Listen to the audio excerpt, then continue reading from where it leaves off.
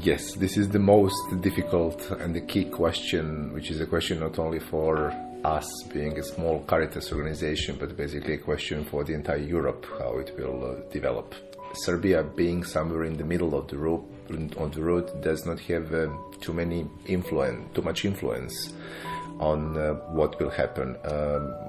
One scenario which will probably continue, or we think or expect it will continue in next months, is that this route will continue to be active as it is at the moment, with a probably increase of number of people as the weather is changing and the spring is coming.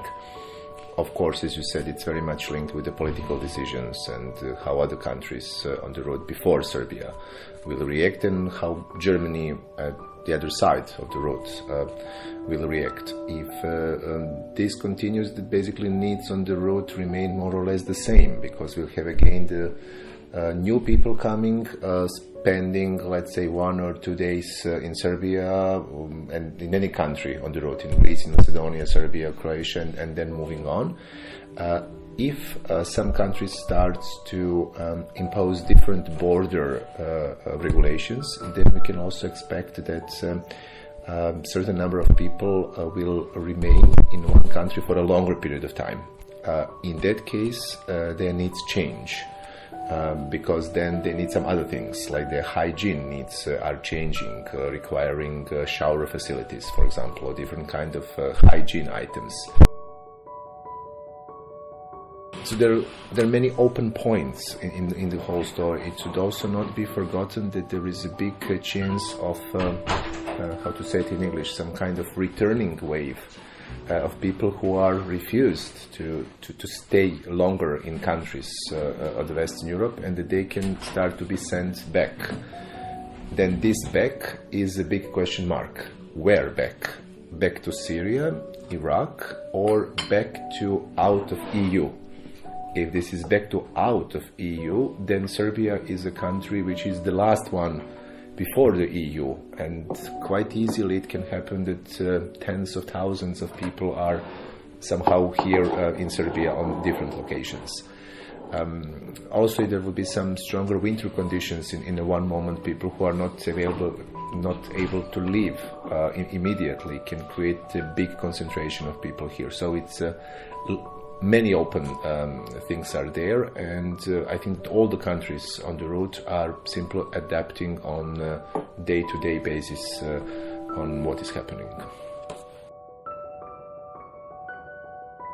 I would say that they are, in my opinion, which can be completely wrong, is that they are just the collateral damage of this huge influx of people coming from primarily Syria, Iraq and Afghanistan. If this influx or number of people from these countries would not be so big, probably they would still be allowed to go into the Western Europe and to stay there.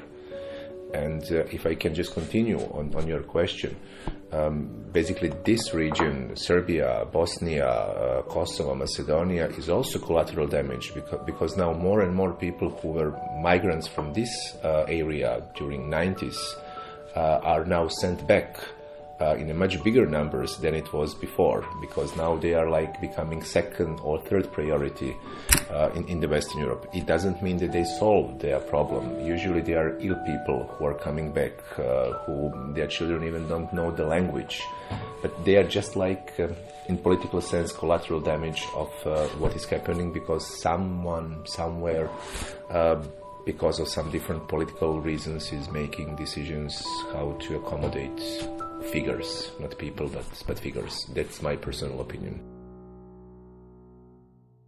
I would say yes, till a certain level. We have to be aware that Caritas in Serbia is a relatively small organization, and that we cannot provide for a long period of time assistance to a big number of people. But then this becomes a more national issue, if I can call it like that. You probably know that at the beginning of crisis, when the first migrants arrived in Zagreb, in Croatia, for example, they were accommodated in the hotel in Zagreb. But despite this was a nice accommodation in the sense that everything was clean, like the hotel rooms, they started to throw away the furniture and everything from the rooms, because they felt that they're just like in a golden prison, that they are locked somewhere, that they are not allowed to move further. So people who would be stranded here in Serbia for a certain period of time, they would not like to stay here, and they will try to find one way or another to go further. If I can come back to your previous question, yes, there are some people who are officially not allowed to enter the country or to go further. But let's be realistic, this is happening. And people are moving. It's just more costly than it was before. And some people are earning a lot of money. So I think that it would be quite childish to expect that if the border with Hungary, Croatia or whatever is closed, people will just come to Serbia and then sit there and behave nicely and politely, and they will try to find their way further. And then this would be security risk, and it would be a number of different issues, because then we can, with the entrance of 1,000 people per day, in 1 week we speak about 7,000 people, which is a big number of people. With the entrance of 3 to 5 or even 9,000 people that we had, we speak about 20, 30, 50,000 people, which is size of the small town, which will be in one moment here, without income, without basic facilities. No, definitely we do not feel alone, and this is one of the things that we are the most grateful in this crisis. We are not just another NGO. And I can give a number of examples for that. We are supported now by basically entire Caritas network from Europe in what we are doing here. But not only from Europe, it's also CRS, which is basically coming from the United States. But not even the United States. We are also receiving funds from some small Caritas organizations, like Caritas Andorra, for example, doing some collections in the churches or somehow and sending it here. And maybe my dearest example is Caritas Korea, who was supporting our work with the migrants, sending donation. This is definitely not the biggest donation in the sense of the volume of the money, but it shows solidarity, and it shows that Caritas is really connected worldwide.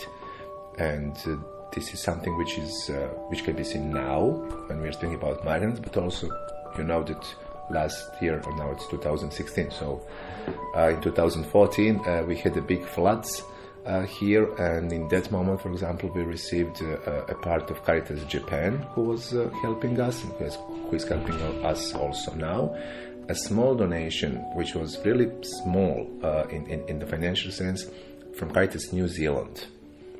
And it was basically a collection which was made in some college there, because they just read it on the Caritas New Zealand website. There were big floods in Serbia, and then the students just organized and collected something, and then they sent it as a contribution.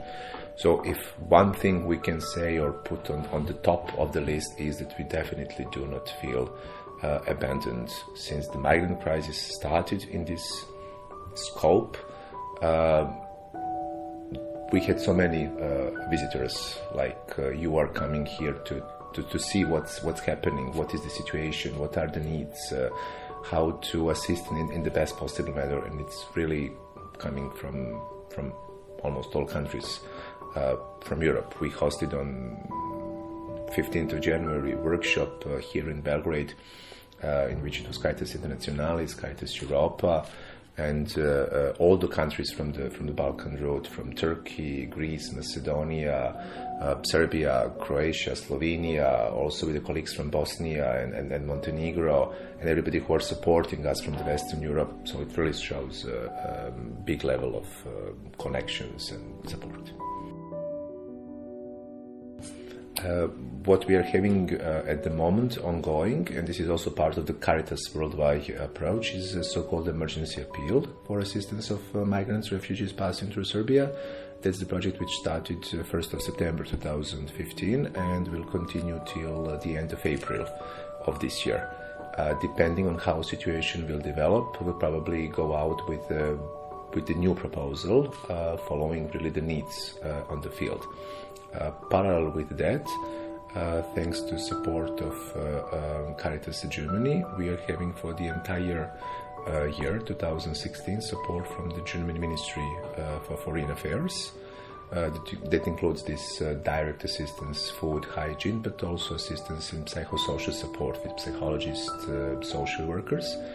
And also thanks to Caritas Serbia, Italian Bishops' Conference, we have another parallel dimension of the work, which is then involving more the local church structures, like supporting setting up of a kitchen in Belgrade, which then prepare hot meals for the migrants and also for the vulnerable local population, and also with some other initiatives in parishes which are on the migrant route to contribute. So that's at the moment what is on the table, and for sure that depending on how situation will develop, there will be some new initiatives.